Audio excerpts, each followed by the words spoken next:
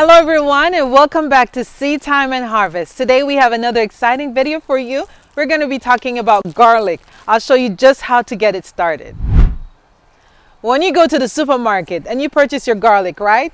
Oftentimes garlic as well as all your other root crops will be sprayed with a sprouting inhibitor. And what does that mean? Well, that means that it allows your plants, the food that you're going to purchase, to stay in the store without sprouting. It has a longer shelf life in the store. That is, in a sense, a negative for the garden because you can plant something, buy something actually, and say, okay, you're going to plant it and it will not sprout because it was sprayed. And people will say, okay, well, purchase garlic online. If you do that, it's a lot more expensive. What I do to make sure that my garlic will sprout, even if you buy organic garlic, I take my garlic bulb, I remove the outer layer, and simply put it in some water. Okay, so this is a bulb, right? You're gonna remove it just until you can see the cloves exposed. You see the cloves exposed, the root will be at the bottom. Oftentimes you'll have your garlic in your wherever you store your garlic, and you'll find that they already start to sprout without you put it in water. But you can encourage all your cloves to sprout by just simply submerging your garlic in a little bit of water. And within a few days, your garlic is going to look like this. As you can see, all my cloves have already started to grow. It looks really good. The root development is substantial with these garlic, and the cloves separated by themselves. I didn't really have to separate it. And they swell a little bit, so they're a lot bigger, making it easier for me to grow. Only thing I need to do with my garlic now is to simply put it in the soil.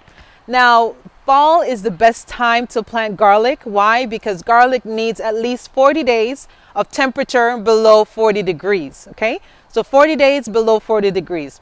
If you're in an area that does not get temperature below 40 degrees, what you can do is put your garlic in the refrigerator in a humidity control container, at least 60%. And that will give you the time frame that you need so that when you plant your garlic, it will sprout. So if you plant your garlic in the fall, you should be able to reap your plants within 90 days. It depends on when you plant it, how cold it may be. You can harvest come May or by the end of June. And again, that depends on just how big you want your bulbs to be. So we're gonna get these in the ground and I'll show you how simple it is. It doesn't need a lot of work. Garlic is very easy, doesn't need a whole lot of nutrients. Only thing it needs is time.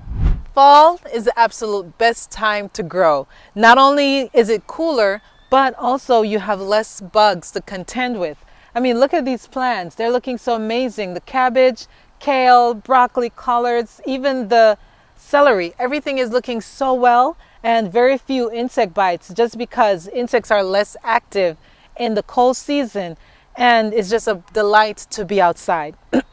So not only are we having the benefit of the cool season with less bug, but we're going to put garlic in our garden, and garlic is a natural bug repellent. Just be careful when you plant garlic. You don't want to put it close to anything that does not need a lot of sulfur, like your parsley. So just do some research on things that are not companion with garlic and avoid putting it in that area. In this section, I took out some pepper plants. I transplanted them and put them in the greenhouse. That's why I have this hole here. So I'm just going to fill in this hole with my raised bed and container mix. This is an all-natural raised bed and container mix that's organic. I'm going to use this to fill in this area and plant the garlic. Garlic, since it's a root vegetable, the only thing you have to make sure you have a lot of is phosphorus, because phosphorus also encourages root development.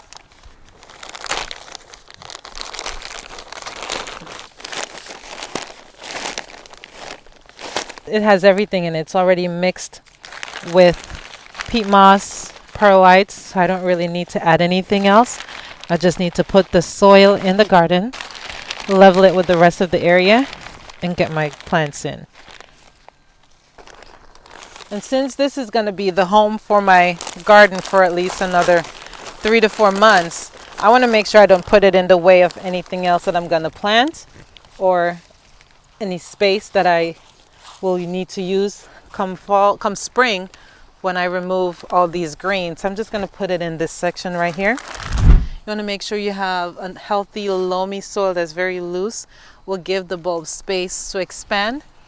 And simply, you just make some trench. Your garlic plant at least 6 inches apart. going to show you how to plant the ones that are sprouted.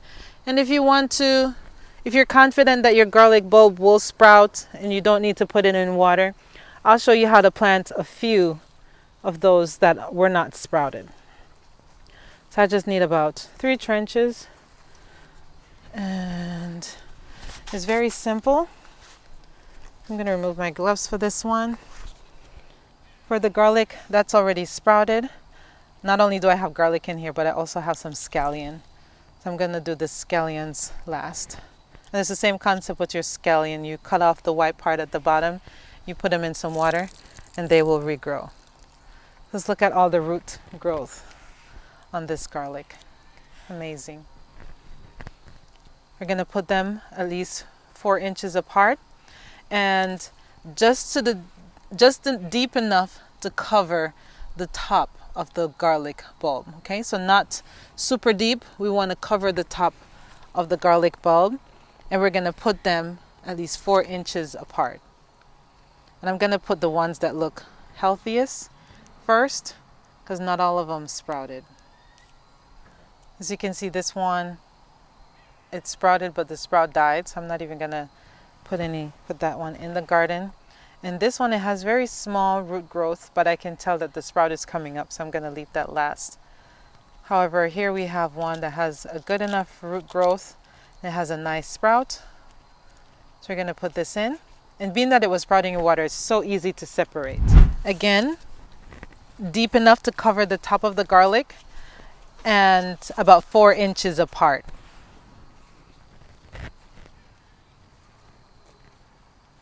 So we're going to leave the stem above ground, and everything else goes below ground.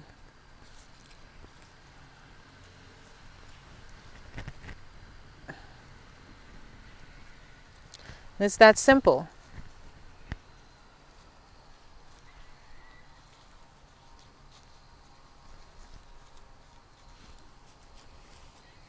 Your plant will remain dormant again. It's not going to grow much during the cold,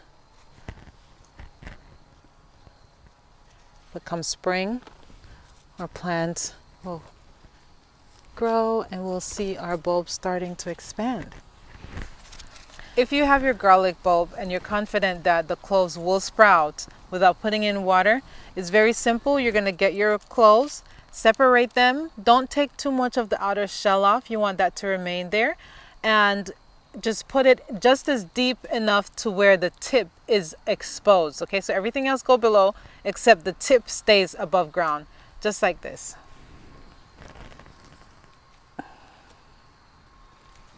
We're going to do the same spacing, 4 inches apart per clove, and let the tip be above ground. Okay, and then we're just going to cover it.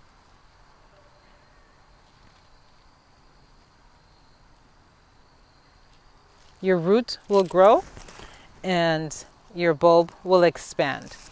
Now, just to let you know, when you plant your garlic, again, it does take 90 days. You want to harvest when your plants just start to fall over, but don't let your plants dry in the ground. You're going to remove it, then you put it in your garage, let it complete its dryness in the garage. And then you can store it in your kitchen or just let it stay in the garage, but don't let it stay in the soil until the entire plant dries out. It was that simple. Our garlic is planted with very little effort. Now all we have to do again is wait. What you can do in the meantime, if you plant just the head of your garlic that's not sprouted, you want to cover it with a thick layer of mulch. Come spring, the garlic will shoot through the mulch, but that will give it a layer of protection throughout the cool. And again, when your plant starts to dry down, just before it's completely dry, you want to remove it from the soil. I hope you get some garlic, or if you have some in your kitchen, why not put some in the garden? 1/10 of everything you have, just put it in the garden and allow it to grow so that you can enjoy the fruit of your labor. Again, thank you very much for joining us on Seed Time and Harvest. If you have any questions, leave them below. Don't forget to like, to share, and subscribe, and we'll see you next time. Happy planting!